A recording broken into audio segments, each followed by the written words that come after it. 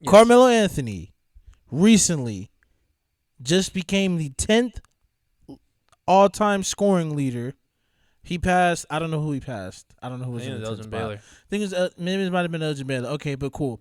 Say whatever you want about Carmelo Anthony, but is Carmelo Anthony a top 10 player in the NBA? Yes or no? Top I 10? mean, all time. Is he not a top 10 all-time player in the NBA? Yes or no? For me,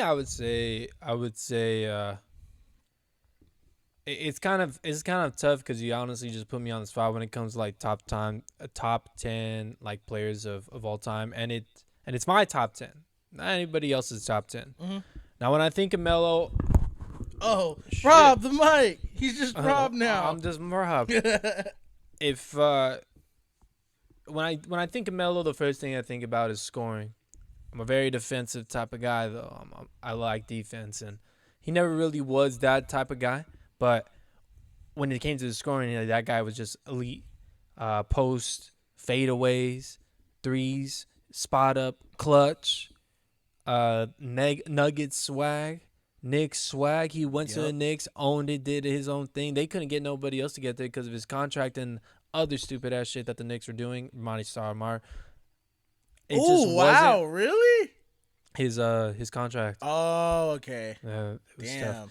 Overall, when I think about Carmelo Anthony, uh, top 10 all time player, no.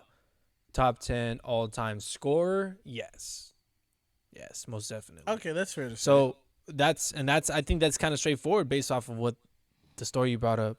He's now 10th all time, and it also took him a lot more seasons than a lot of other players. True. He was also out for a whole season. They blue balled him. Yeah, so when it comes to Carmelo, I think I have to say with that, not top 10 all time because I like defense. That's why I really like Tim Duncan. I would Okay, that's fair. before Kobe died, and it kind of feels disrespectful to say it now, but I thought Tim Duncan was like better than Kobe as like an organizational player for me. And during that time, I would have picked Tim Duncan.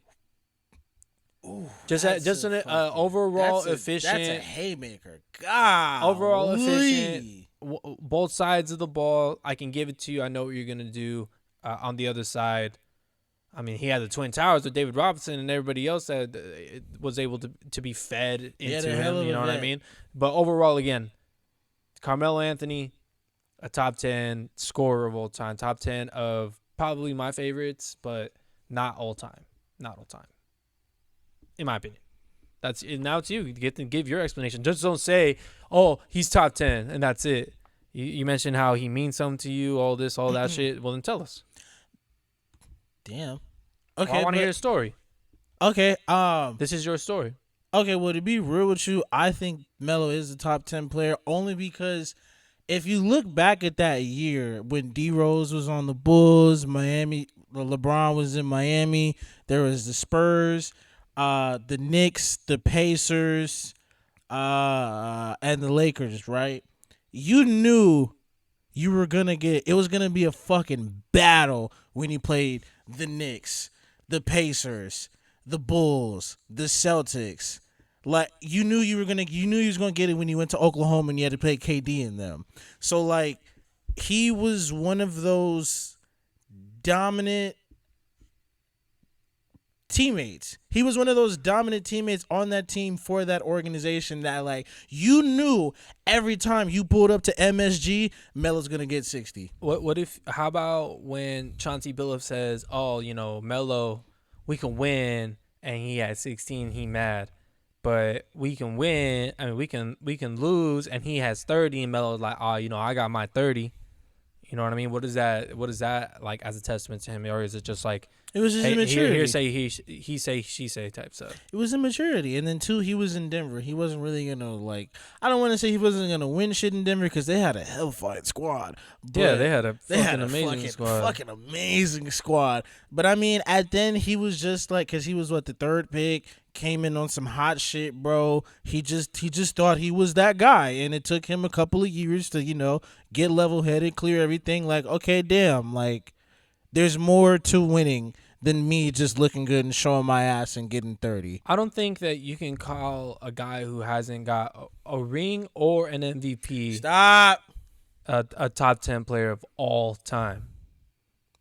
So Chris Paul's not a top 10 point guard all time? Chris Paul's not a top 10 player? All time player? When you talk position, that's totally different. Chris Paul's not an all time player? A top 10 all time player? Chris Paul is an all-time is a top 10 All point time, guard all of time, all time. and it's also a pure point guard too. Okay, but he's not a top 10 all time player. No, of course not. Chris Paul, not for me. No. What the fuck? Why? He's too undersized for me. What the fuck All does that have to time? do with anything? When I can start my point guard with a Magic Johnson or even a LeBron James because he's basically a point guard. This guy's smoking dick tonight. Hell wow. no. You're literally the guy that said that Chris Paul shouldn't have been an all-star this year, and you want to talk about yeah, top 10 but that all-time. but I'm not taking away that he's not an all-time player. Bro, fine, he shouldn't have been an all-star. Bro, but he literally has. But the fact that's like me spitting in his face, not calling him an all-time player, bro. Bro, he's been loaded. He's had Blake Griffin when Blake Griffin was MVP. New Orleans. But Oklahoma. And he went, bro. He was trying to go to the Lakers. And he was trying to go to the Clippers. We're not gonna get off of it because Carmelo's the main subject there. But all I have to say is when you speak about things like that, being a all-time player, you have to at least in the history of basketball. There's been tons of great scorers, dude, and there's been tons of guys who are dogs at scoring too.